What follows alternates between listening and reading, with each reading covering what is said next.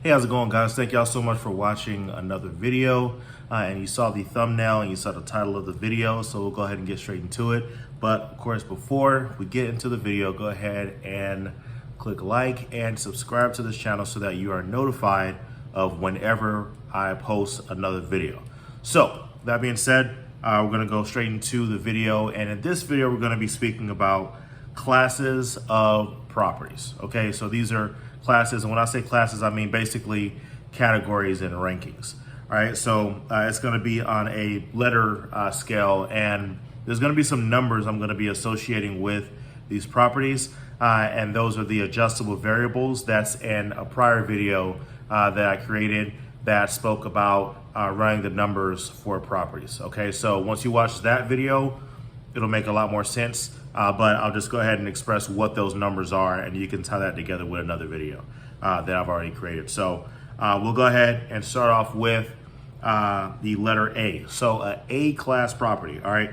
These are the best of the best. This is the most desirable location, the most desirable homes, and this is your higher end area. So great school zones, great properties, great appreciation. Everybody wants to live here.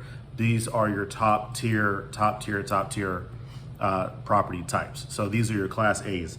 And the adjustable variable that will be assigned to a class A property would be 12.1 to 12.2. All right, so again, if you have not watched the videos yet on running the numbers of properties, go back to that video and you'll be able to find the numbers associated with that.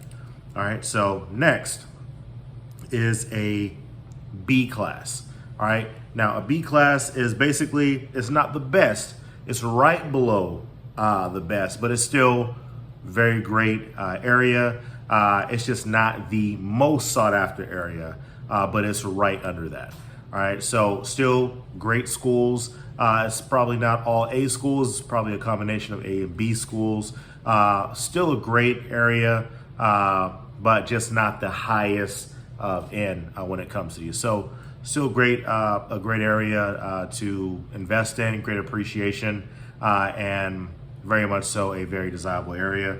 Now, once you're putting in the adjustable variable, those numbers will be 12.3 to 12.4. All right. So again, A will be 12.1 to 12.2, and B will be 12.3 to 12.4, and that'll be your adjustable variable. All right. So now we're going down to C. All right. Now C is your working class area.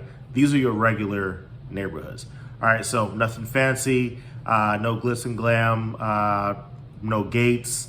Nothing too fancy. It's just a regular working class area. This is where you're going to find your basically average homes, average rents. Everything about this area is average. It still has some appreciation, not as much as the A and B, but overall, still a great area to have rental properties in. People can move into these areas and still feel safe.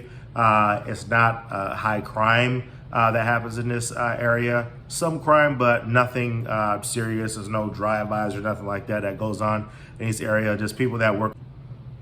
All right, so these are just people that work hard and they live in average neighborhoods. So again, great rental properties that you can have in these areas. And typically these areas, they'll have great rent compared to the value of the homes as well. So with this type of property, and this is most of the properties that you'll deal with as a wholesaler in most cases, the adjustable variable for your equation would be 12.5. All right, I use 12.5 more than anything when it comes to finding that rental formula. So, and again, please don't just skip through this video and think you know what I'm talking about. Please watch that other video. And I'll go ahead and have it tagged at the end of this video that says running the numbers. It's very important that you do know how to run these numbers. All right, so 12.5 is what I use for that. All right, now lastly, we have the D properties. Okay, now the D properties, these are they range from slightly below C all the way on down. Okay, so here you have a lot of abandoned buildings. A lot of fixer-uppers that's all over, and it's overall this entire area very distressed, and the houses here very cheap, and a lot of times you'll find a lot more Section 8 type homes here, and with the variable that you'll use for that would be between 12.6 and 12.8. So that's what you would use when you're adjusting that rental formula to make sure it makes the most sense.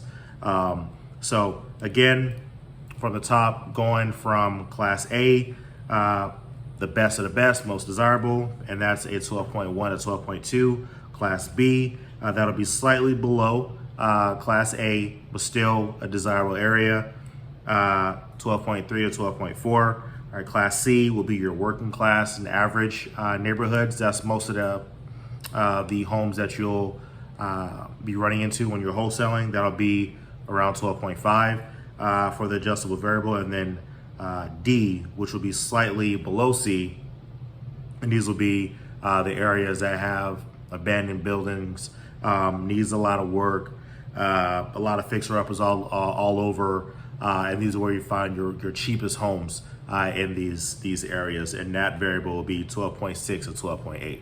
All right, so thank you all again for watching another video. If you have any questions about the classes of homes, go ahead and put a comment below and I'll go ahead and answer that. Also, if you have any questions about wholesaling, go ahead and put that in the comment section.